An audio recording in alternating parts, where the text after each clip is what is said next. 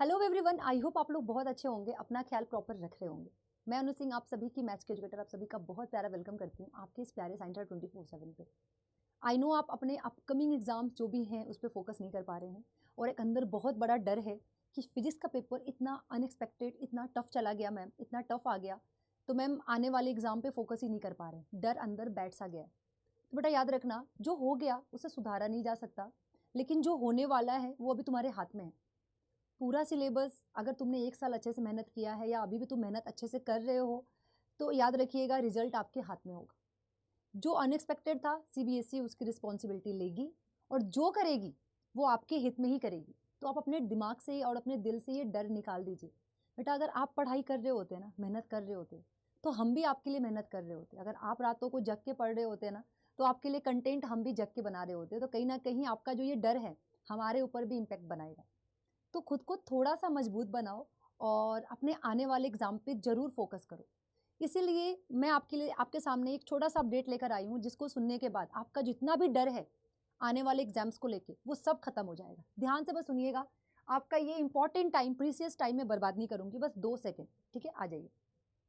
सारे स्कूलों ने सीबीएसई फिजिक्स के पेपर का फीडबैक भेजा है, जितने भी स्कूल्स हैं, ठीक है। हमने भी फीडबैक अपना सीबीएसई को भेजा है कि जो भी आए, क्योंकि एक साल का मेहनत होता है आपका, ये बर्बाद नहीं होना चाहिए किसी एक सब्जेक्ट की वजह से, ठीक है। अब बेटा अगर मैं बात करूँ तो पेपर देखा जाए तो ये टफ था, इसने सभी ने माना है कि ये पेपर टफ था। मैं आपको यहाँ पे कुछ बताना चाहती हूँ पढ़ के, ठीक है। सीबीएसई परीक्षा 12वीं में फिजिक्स का पेपर कठिन होने को लेकर स्कूलों की ओर से बोर्ड को फीडबैक भेज दिया गया है। बताया जा रहा है कि बोर्ड की ओर से इस मामले में कोई निर्णय लिया जाएगा, ठीक है। ये बोला गया है कि बोर्ड इस पे एक कार्रवाई करेगी, एक निर्णय लेगी। इस बीच स्कूलों ने छात्रों से आगे के पेपर पर ध्यान केंद्रित करने को कहा है।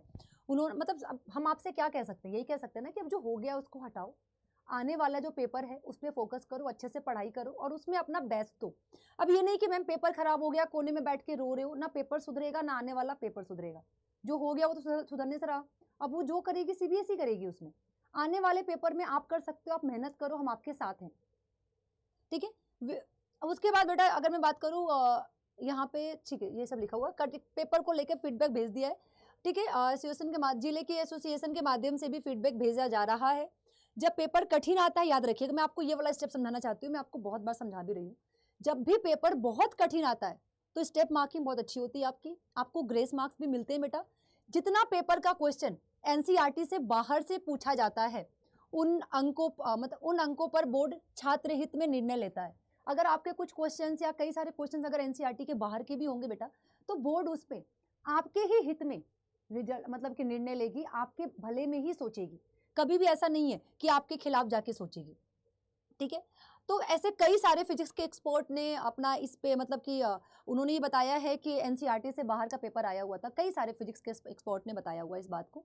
अधिकतम न्यूमेरिकल्स आए थे, बहुविकल्पीय प्रश्न भी एनसीईआरटी से बाहर के थे, डेरिवेशन बहुत कम पूछे गए थे, थ्योरी पेपर से गायब रही, ठीक है। ऐसा कहा जाता है कि फिजिक्स में डेरिवेशन और थियोरी ज्यादा रोल प्ले करते हैं, न्यूमेरिकल थोड़ा कम करते हैं, लेकिन इस बार वो बिल्कुल चेंज हो गया। ऐसा आधा आधा का भी सिस्टम नहीं रखा गया था, न्यूमेरिकल बहुत ज्यादा पूछ लिया गया था, थियरी तो बिल्कुल गायब था और डेरिवेशन बहुत नाम मात्र का पूछा गया था। ऐसे में परीक्षार्थी को परेशान नहीं होना चाहिए। पेपर में हमेशा स्टेप मार्किंग होती है, मैंने आपको हमेशा कहा है बेटा स्टेप्स पे ध्यान दो, कुछ लिख के जरूर आओ पेपर में।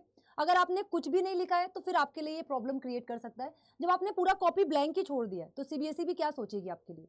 तो कुछ अगर लिखा है आपने तो आप लोग बिल्कुल बेफिक्र रहिए, आपको स्टेप मार्किंग मिलती है, आपको आपकी ग्रेस मार्क्स मिलेंगे। अगर आपका कोई क्वेश्चन बाहर से है तो उस पर भी आपको अच्छा खासा मार्क्स मिलेगा, ठीक है। अब देखो जितनी भी कैलकुलेशन सही होगी उसके अंक जरूर मिलते हैं, इसलिए आगे की तैयारी में परीक्षार्थी जुट जाए। इसके अलावा सीबीएसई ग्रेस अंक भी शामिल करता है, ऐसे में परीक्षार्थी का ध्यान रखा जाता है। तो परेशान मत हो, पढ़ाई पे फोकस करो, ठीक है। तुम्हारा रिजल्ट तुम्हारे ही हित में होगा।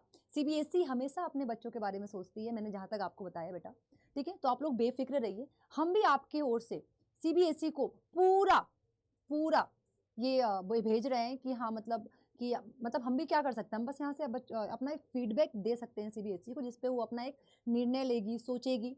तो कमेंट में बताइएगा अब आप लोग को थोड़ा कैसा लग रहा है, आप लोग क्या सोच रहे हो अभी उस चीज़ को लेके। अगर बता दो बेटा, मैथ्स का पेपर हमारा 8 तारीख को है, ठीक है। अगर मैं आपको बोलूँ आप जाके अभी से थोड़ा थोड़ा पढ़ना शुरू करो।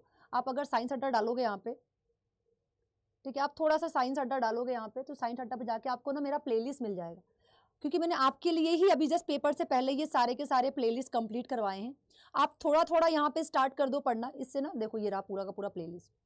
इस प्लेलिस्ट में आप जाके देख सकते हो क्या कैलकुलस, पूरा का पूरा सिलेबस कंप्लीट, पूरा का पूरा चैप्टर वाइज क्वेश्चन कंप्लीट, ये सारे के सारे मैंने अभी कराए आपके पेपर से पहले।